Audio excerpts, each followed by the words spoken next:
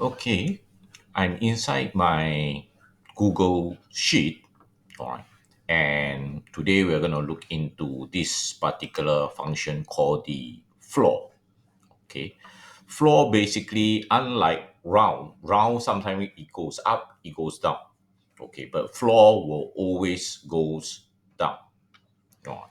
So basically, the second parameter, which is this one over here, actually identify which position, okay, that it goes down to. So if let's say 0.1, all right, then it will goes to the zero point 0.1. So it actually will not round up, it will actually round down.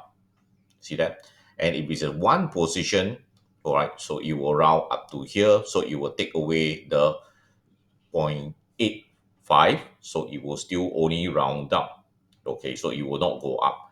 And if it's a 10 position, despite this one being a 6, right, 126, it will still go down to 120. And if it's a 100 position, of course, it will just go down to 100.